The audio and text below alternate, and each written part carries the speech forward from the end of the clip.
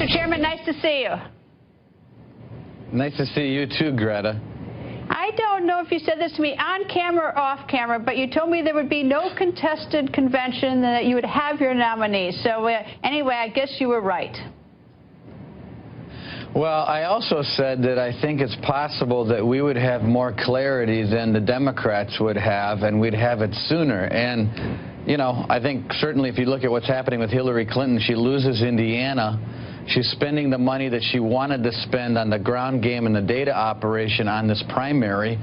And we've been ready for years now, and we're just much better than we've ever been before.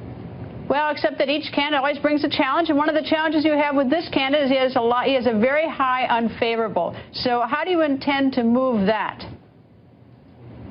Well, I mean, he's going to have an opportunity to be presidential, to talk to the American people about his ideas, and there's going to be time to heal, Greta. I mean, look, we had a contentious primary. It was 17 candidates. Feelings are still very raw. So I'm not pretending that this isn't going to take a while.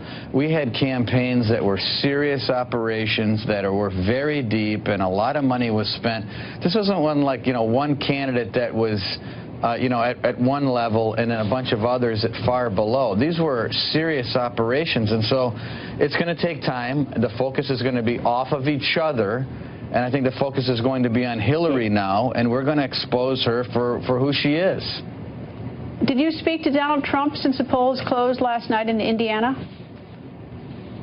I've spoken to him a couple times since the polls closed, yeah. And look, I get the sense that he understands that this is a different ballgame now. This is not primary season. This is not pointing fingers at each other. This is about winning the White House, about our country, about Hillary Clinton. And I think he gets that.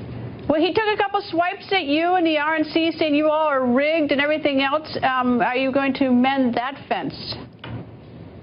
Well, we have, Greta. I mean, we've talked many times since then. I think you've noticed over the last couple of weeks he hasn't even mentioned us, and certainly he's been very kind and public about the RNC and us. And look, we've built something very huge here. No, a candidate can't win without the RNC. So the fact of the matter is a functional, operational, national party that has its act together on the ground is absolutely necessary. So without us, you can't win. So the truth is we're here.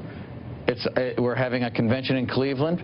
We're going to have a presumptive nominee at some point. I mean, obviously, he's got to get to the 1237. He will. He doesn't have any opponents. But he is going to join the Republican Party, and we're going to be prepared when that happens. Well, it's been an interesting several months in your party, and we'll continue to watch. Congratulations on finally having a nominee, 17 down to 1. Anyway, Mr. Chairman, thank you for joining us, sir. Thank you, Greta.